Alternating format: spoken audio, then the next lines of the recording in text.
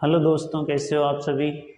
आज हम कक्षा 10 की प्रश्नावली 1 पढ़ने जा रहे हैं, जिसमें गुणनखंड के बारे में कुछ बताया गया है। गुणनखंड की ज्ञात करना और गुणनखंड की सहायता से ही एलसीएम और एचसीएफ ज्ञात करना। ये गुणनखंड ज्ञात करना तो अभाज्य गुणनखंड ज्ञात करना तो हमने छोटी कक्षाओं में सीख रखा है, तो इस प्रश्नावली में ज़्यादा कोई दिक्कत आने वाली है नहीं। इस प्रश्नावली का जो नाम है वो है वास्तविक संख्याएं। वास्तविक संख्याएं वो सभी संख्याएं होती है जिसमें परिमेय संख्या हो जाती है, प्राकृत संख्या हो जाती है, अभाज्य संख्या हो जाती है, रूट वाली संख्या हो जाती है। जितनी भी संख्या वो सब वास्तविक संख्या के रूप में ही लिखी जाती है।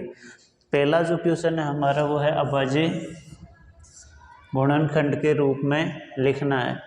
तो हमें सबसे पहले 140 को अभाज्य गुणनखंड के रूप में कैसे लिखेंगे, तो आपको पता ही है। सबसे पहले इसके आप गुणनखंड निकालते हैं।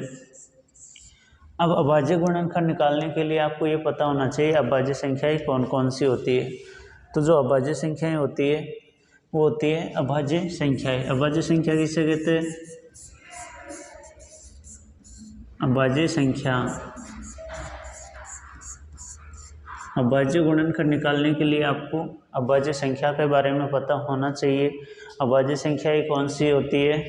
जिस संख्या में खुद के और अलावा और एक के अलावा किसी और संख्या का भाग नहीं जाए उसे अभाज्य संख्या कहते हैं। जिस संख्या में एक और खुद के अलावा किसी और संख्या का भाग नहीं जाता हो उसे अभाज्य संख्या कहते हैं। या दूसरी रूप में क्या लिख सकते हैं? जिस संख्या के केवल और केवल दो गुणनखंड हो, एक तो एक और एक वो खुद संख्या हो, सिर्फ दो ही गुणनखंड हो, उसे भी हम क्या कह सकते हैं? अभाज्य संख्या है। आपको ये याद होना चाहिए कि अभाज्य संख्या कौन कौन सी है। तो 1 से लेकर 10 तक कौन कौन सी होती है अभाज्य संख्याएं? 1 से लेकर 10 तक अभाज्य संख्याएं कौन कौन सी होती है? 1 2, 1 3, 1 5 और 1 7। सिर्फ 4 संख्याएं होती है जिसमें किसी और संख्या का भाग नहीं जाता है। अब 11 से लेकर 20 तक कौन कौन सी होती है ये भी पता होना चाहिए। तो एक 11 होती है, एक 13 होती है, एक 11 होती है, एक 13 होती है और एक 17 और 19। यानी इसमें भी टोटल 4 संख्याएं हैं अभाज्य, और 1 से लेकर 10 तक भी 4 अभाज्य संख्याएं हैं। अब 21 से लेकर 30 तक कितने अभाज्य संख्याएं हैं? तो इसमें सिर्फ 2 अभाज्य संख्याएं हैं, वो है 23 और 29। यानी अगर आपको डायरेक्टली पूछे 1 से लेकर 30 तक कुल अभाज्य संख्याएं कितनी होती है, तो कुल अभाज्य संख्या हो जाएगी 10। 4, 4 और 2। तो अभाज्य संख्याएं कौन सी होती है? जिस संख्या में किसी और संख्या का भाग नहीं जाता हो एक के अलावा, उसे अभाज्य संख्या कहते हैं। 1 से लेकर 10 तक अभाज्य संख्या कौन सी होगी? 2 3 5 7। 1 से लेकर 30 तक कौन कौन सी अभाज्य संख्या होती है? 1 3 5 7 11 13 17 19 23 और 29। अब हमें पता चल गया अभाज्य संख्याएं क्या होती है। तो अब हम निकालेंगे अभाज्य संख्याओं के गुणनखंड। अभाज्य गुणनखंड के रूप में व्यक्त कीजिए। तो सबसे पहले अभाज्य संख्या होती है 2, तो 140 में 2 का भाग देंगे। आप ये गलती मत करना कि 4 का भाग दे दे, इसमें 6 का भाग दे दे, क्योंकि 4 और 6 क्या नहीं होती है? अभाज्य संख्या नहीं होता है। बेसिकली रूप हम क्या सीखते हैं कि एलसीएम निकालना होता है। इनको बेसिकली ज़्यादातर यही बोला जाता है कि एलसीएम है, जबकि इन्हें वास्तविक रूप से गुणनखंड होता है, ये एलसीएम नहीं होता है। एलसीएम 2 संख्याओं का निकलता है। एलसीएम 2 संख्याओं का निकलता है। एक सिंगल संख्या का जब हम निकालते हैं इस तरीके से, तो इसे हम एलसीएम नहीं कहकर गुणनखंड कहा जाता है। तो इसके गुणनखंड निकालेंगे और 2 का भाग देंगे। तो 2 का भाग 140 में जाएगा 14 में 7 बार और 0 का 0। ये 2 का भाग 140 में 70 बार जाएगा। फिर हम देंगे 70 में 2 का भाग, तो 70 में 2 का भाग जाता है 35 बार। 70 में 2 का भाग जाता है 35 बार, और 35 में अब 2 का भाग जाएगा नहीं, क्योंकि यूनिट डिजिट के आगे 2 से विभाज्यता का नियम भी जान लेते हैं साथ साथ। 2 से विभाज्यता का नियम क्या है? किसी संख्या में 2 का भाग जाएगा या नहीं जाएगा? 2 का भाग जाएगा या नहीं जाएगा, ये कैसे पता करेंगे? जाएगा या नहीं जाएगा। तो ये कैसे पता करेंगे? तो उस संख्या के 2 का भाग जाएगा या नहीं जाएगा, ये पता करने के लिए जिस भी संख्या में हमें ये देखना होता है उसका अंतिम अंक अगर अंतिम अंक में 2 का भाग जा रहा हो, अंतिम अंक में 2 का भाग जाता हो तो उस संख्या में 2 का भाग जाता हो तो उस संख्या में भी 2 का भाग पूरा जाएगा। जैसे एक संख्या आ गई, बताओ इतनी बड़ी संख्या, भाग देके तो चेक कर नहीं सकते हो, लेकिन इसका लास्ट डिजिट है वो है 8, और क्योंकि 2 की टेबल में 8 आता है, 2 के पहाड़े में 8 आता है, इसलिए इस संख्या में 2 का भाग जाएगा। अब यहाँ पे आ गया 5, तो इसका मतलब 2 का भाग इसमें नहीं जाएगा, इसमें जाएगा लास्ट में 5 है, तो किसका भाग जाएगा? 5 का। कितनी बार? 7 बार, और इसमें 7 का भाग जाएगा 1 बार। तो इसके जो अभाज्य गुणनखंड है वो कौन कौन से हो गए? इस संख्या के अभाज्य गुणनखंड है वो कौन कौन से हो गए?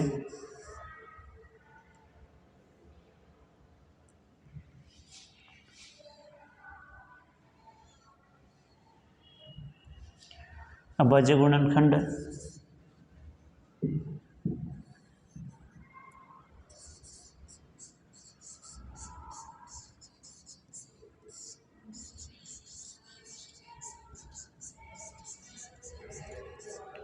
तो अभाज्य गुणनखंड में हो गए 2 × 2 × 5 × 7, 2 की घात 2 आ जाएगी, 5 की घात 1 और 7 की घात 1, ये इसका आंसर हो जाएगा। नेक्स्ट क्वेश्चन है, हमें 156 का अभाज्य गुणनखंड निकालना है। हमने सीखा था 2 से विभाज्यता का नियम। 2 से विभाज्यता का नियम क्या? किसी संख्या में 2 का भाग जाएगा या नहीं जाएगा, किससे पता करेंगे? उसकी लास्ट वाली संख्या, अंतिम संख्या में 2 की टेबल पूरी जाना चाहिए, अंतिम संख्या में 2 का भाग पूरा जाना चाहिए। अगर जा रहा है तो इसका मतलब उस संख्या में 2 का भाग पूरा जाएगा। 156 में लास्ट में 6 है, 2 के पहाड़े में 6 आते हैं क्या? जी आते हैं। तो मेरे भाई इसमें 2 का भाग पूरा जाएगा, तो 2 का भाग देंगे। अब 156 में 2 का भाग देना नहीं आता है तो आप ऐसे दे दो, 156 में 2 का भाग देंगे। ये देने से अच्छा ये साइन दिमाग में सोल्व करो कि 2 का भाग 156 में कितनी बार जाएगा? 7 बार। तो यहाँ सोच लो कि 2 का भाग 15 में कितनी बार जाएगा? सबसे पहले 7 बार, 14,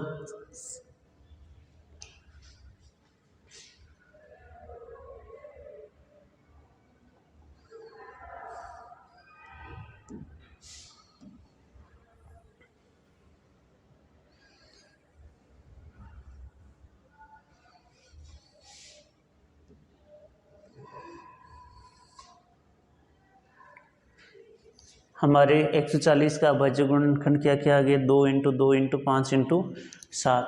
अब हम जो करने जा रहे हैं 156 का अभाज्य गुणनखंड निकालना है। 156 का अभाज्य गुणनखंड निकालने के लिए आपको पता है इसमें सिर्फ अभाज्य संख्याओं का ही भाग देंगे, और अभाज्य संख्या पहले 2 है, अब इसमें 2 का भाग जाएगा या नहीं जाएगा ये कैसे पता करेंगे? तो इसके अंतिम अंक क्या है? लास्ट वाला अंक देखना है, वो 6 है, और 2 की टेबल में 6 आता है, तो इसमें 2 का भाग जाएगा। 2 का भाग इसमें कितनी बार जाएगा? अब किसी भाई को 156 में 2 का भाग नहीं देना आता है इस तरीके से, तो वो ऐसे भी ट्राई कर सकता है कि ऐसे भी हम 2 का भाग दे सकते हैं। 1 में नहीं जाता, 15 में जाएगा, 7 बार, 7 दूनी 14, 1 और 6 बच जाएगा, तो 8 दूनी 16, तो कितनी बार जाएगा भाग? 78 बार। अब पीछे फिर क्या आ गया? 8 आ गया, 2 की टेबल में आता है, इसका मतलब 2 का भाग इसमें जाएगा। कितनी बार जाएगा? 3 दूनी 6, 1 बच गई, 18 हो जाएगा। 18 में कितनी बार जाएगा? 9 बार। अभी 3 और 9 आ गया। 3 और 9 से अब हम देखेंगे कि इसमें 2 का भाग तो जा नहीं रहा है, इसमें 2 का भाग तो जा नहीं रहा है, तो अब 2 के बाद 5 का भाग, 5 के लिए लास्ट में कितना आना चाहिए, 5 या 0 आना चाहिए। 2 और 3 का भाग देखेंगे तो 3 से विभाज्यता का नियम भी देख लेते कि 3 से विभाज्यता का नियम क्या है। 3 से विभाज्यता का नियम, किसी संख्या में 3 का भाग जाएगा या नहीं जाएगा ये कैसे चेक करेंगे, तो उस संख्या के अंकों का योग करेंगे, उस संख्या के अंकों का योग करेंगे और अंकों में अगर 3 का भाग जा रहा है तो उस संख्या में भी 3 का भाग जाएगा। उस संख्या के अंकों का योग करते हैं, संख्या के अंकों का योग करते हैं।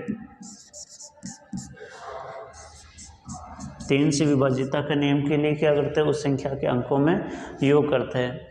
तो अंक है 3 और 9, तो 3 और 9 इनको जोड़ेंगे तो कितना हो जाएगा, 12। अब आप बताओ 3 की टेबल में 12 आता है या नहीं आता है, आता है, तो इसका मतलब इस संख्या में 3 का भाग जाएगा। कितनी बार जाएगा, 3 का भाग 3 में 1 बार और 9 में कितनी बार जाएगा, 13 बार। अब आपको अगर डायरेक्ट पता है कि 13 अभाज्य संख्या है तो आप इसमें 13 का भाग दे दोगे, नहीं तो आप फिर वापस 3 का भाग चेक करोगे। तो आपको सबसे पहले इसमें अभाज्य संख्या ही पता होनी चाहिए। तो 156 के जो हम अभाज्य गुणनखंड करेंगे तो वो कौन कौन से होंगे,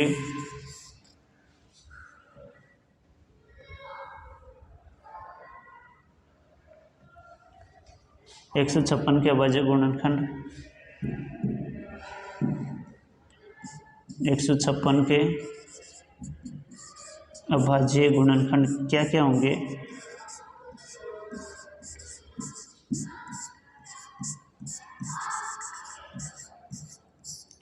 156 के अभाज्य गुणनखंड में 2 × 2 × 3 × 13।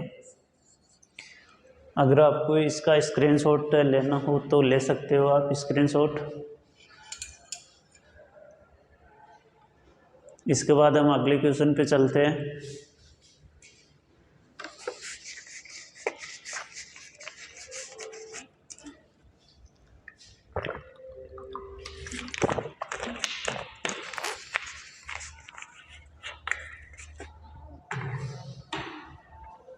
अगला क्वेश्चन है क्वेश्चन नंबर 2। ये आप अगर नहीं कर सकते हो तो कमेंट सेक्शन में बता देना, इसका आंसर भी हम आपको बता देंगे। इसे हम वैसे ही करना, चलो ये एक बता देते हैं, 3825।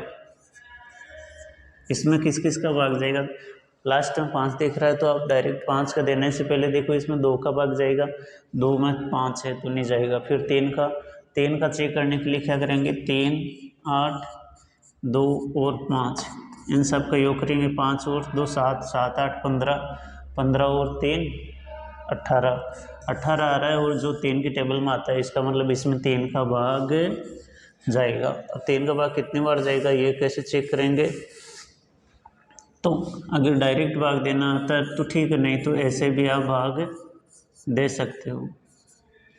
3 एकम 3, 3 दूनी 6, कितना बचेगा 2, 7 3 21, 1 बच जाएगा और 5 3 15, यानी 1275 बार 3 का भाग जाएगा। फिर इसमें 3 का भाग जाएगा या नहीं जाएगा कैसे चेक करेंगे भाई, 1 और 3, 1 और 2 3, 3 और 7 10, 10 और 7 15, 3 की टेबल में 15 आता है, यस आता है, तो इसमें 3 का भाग फिर से देंगे, 4 3 12, फिर 3 दूनी 6, कितना बचेगा 1, 5 3 15, फिर इसमें 3 का भाग जाएगा या नहीं जाएगा चेक कर लो, 4 और 2 6, 6 और 5 कितना होता है 11। अब 11 3 की टेबल में नहीं आता है, इसलिए हम क्या करेंगे, अब हम भाग देंगे 5 का, 5 का भाग देंगे, 8 पंजे 40, 2 बचेंगे तो 25 हो जाएंगे और 25 आता है 5 बार। अब इसमें फिर 5 आया तो 5 का भाग देंगे, 5 एकम 5, कितना बचेगा 3, 35 हो गए और कितना आ जाएगा 7 पंजे 35।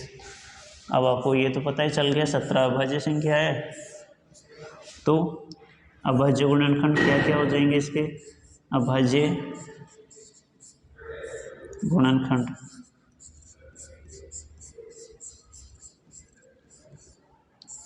अभाज्य गुणनखंड में हो जाएगा 2, sorry 3 into 3 into 5 into 5 into 17, ये इसके आ जाएंगे अभाज्य गुणनखंड।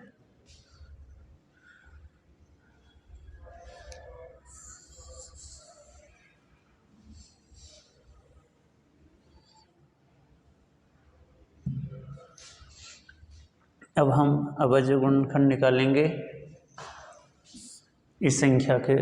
5005 के अभाज्य गुणनखंड निकालेंगे।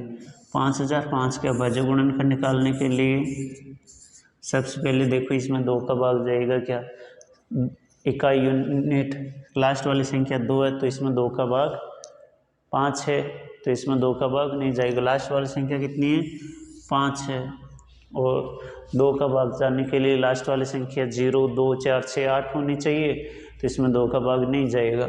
3 का भाग चेक करते हैं तो 5 और 5 10 हो जाते हैं, तो इसमें भी 3 का भाग भी नहीं जाएगा क्योंकि 3 की टेबल में 10 नहीं आता है। अब देंगे 5 का भाग, 5 एकम 5 0 0 और 5 एकम 5। अब इसमें किसका भाग जाएगा ये चेक करेंगे, तो एक बार देखो इसमें 11 का भाग जाता है, 11 नाम 99, कितना बचेगा 1 और 1, तो कितना जाएगा 1, 11 बार। कितनी संख्या 91, अब 91 में 7 का भाग जाता है, 13 7 91 1। तो अभाज्य गुणनखंड क्या क्या आ गए इसके,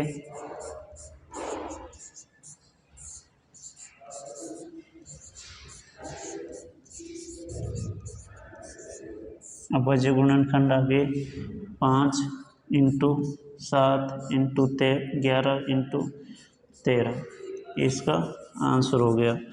अगले क्वेश्चन पे चलते हैं अब हम।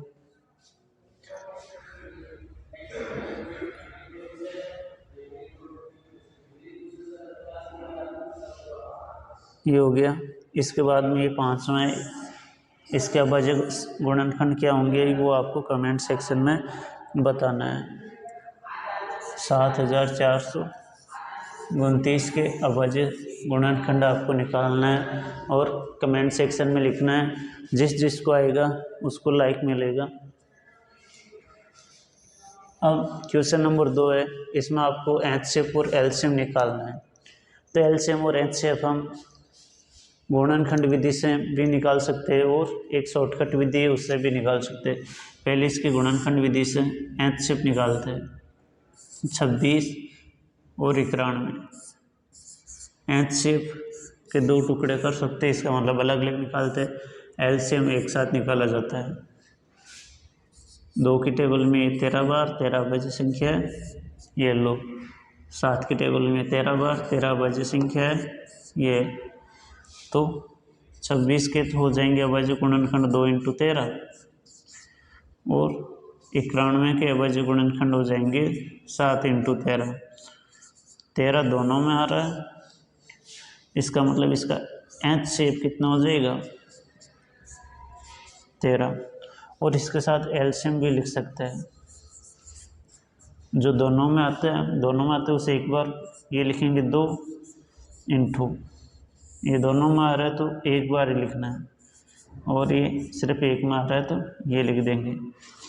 13 7 91, 91 का डबल होता है 182।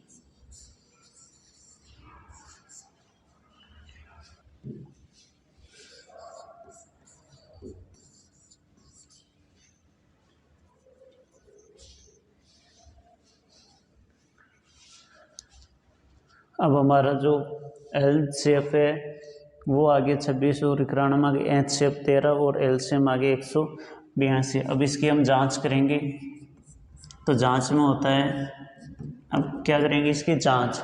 तो जांच करने के लिए पहली संख्या प्रथम संख्या गुणा दूसरी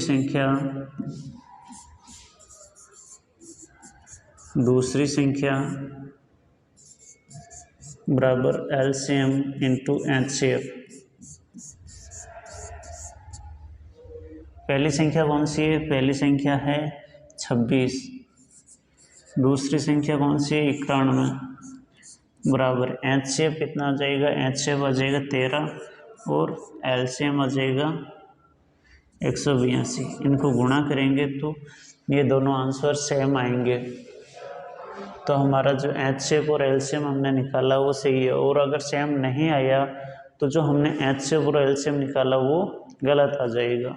तो इसका एलसीएम निकालते हैं, इसका गुणा करते 91 को जब 26 से गुणा करेंगे 6 एकम 6, 6 की टेबल 9 बार बोलो, 9 छक्के 54, फिर गुणा 2 एकम 2, 9 दूनी 18, 6 6 8 5 13 तीन आंसर को 1 और 2, 23 66 इसका आंसर हो गया।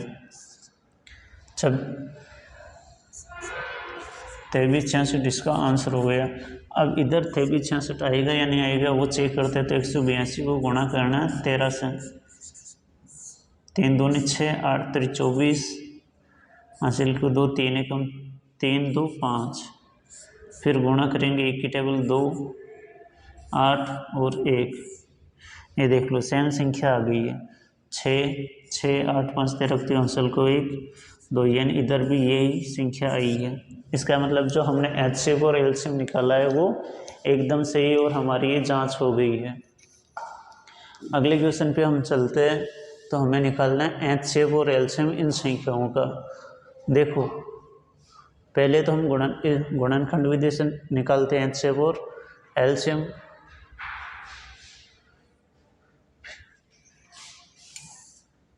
पहले 12 का, 15 का और 21 का, इनके अभाज्य गुणनखंड निकाल लेते हैं। 2 पीछे आ रहा है, 2 की टेबल में 6 बार जाएगा, 3 बार 3 बार और 1 बार। 2 की टेबल में जाएगा नहीं क्योंकि पीछे 5 आ रहा है। फिर 15 दोनों को जोड़े 1 और 2, 1 और 5, 1 और 5 हो गया 6। तो इसमें 3 का भाग जाएगा 5 बार, 5 का भाग जाएगा 1 बार, 1 और 2 3, 3 का भाग जाएगा 7 बार 1। तो इसके जो गुणनखंड आगे वो आगे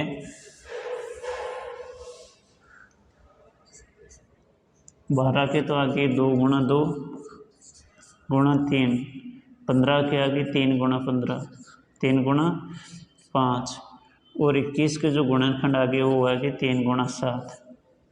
अब इसमें एचसीएफ क्या आ जाएगा? एचसीएफ आ जाएगा इन दोनों तीनों में से जो कॉमन आ रही है, 3 आ रही है, 3 आ रही है, 3। तो इसका मतलब 3। और कोई संख्या आ रही है क्या? नहीं आ रही है। तो इसका मतलब इसका जो एचसीएफ है वो 3 ही रहेगा। एलसीएम क्या हो जाएगा? 1 2 है, 2 है, 3 आ रहा है, 3 एक बार ले लिया, फिर 5 और फिर 7। अब इसको गुणा करने की जो आसान ट्रिक है, एक तो आप गुणा करो 2 × 2 4, 4 3 12, 12 इस तरीके से, या फिर पहले देख लो 1 को गुणा करो 2 से, 10 हो जाएगा। 1 को 2 से गुणा करोगे तो 10, और इसको 7 को 3 से 21, 21 को 2 से गुणा करो तो 42, और 10 को 42 से गुणा करना बिल्कुल आसान है। दोबारा देख सकते हो कैसे किया। जिस संख्या में 10 आ रहा है उसको बना लेते, पहले इन दोनों को गुणा करते तो 10 हो गया, फिर इन दोनों को गुणा किया 6, और इसको इससे गुणा किया तो 42, और 42 को 10 से गुणा किया तो 420 आंसर आ गया। तो इनको गुणा करने पर 420 इसका एलसीएम आ जाएगा। नेक्स्ट क्वेश्चन करते हैं अब हम। फिर यही है, एलसीएम दिया हुआ है, क्वेश्चन नंबर 4 है, एचसीएफ दिया हुआ है, एलसीएम निकालना है। तो इसमें वही लगेगा, first number into second number बराबर एलसीएम इंटू एचसीएफ। इस उत्तर में जब इसके मान रखोगे तो आपके इसका एलसीएम और एचसीएफ आ जाएगा। पहली संख्या 306, दूसरी संख्या 657। एलसीएम आपको निकालना है, एचसीएफ आ जाएगा 9। जब एलसीएम निकालोगे ये गुणा में उस तरफ जाएगा भाग में,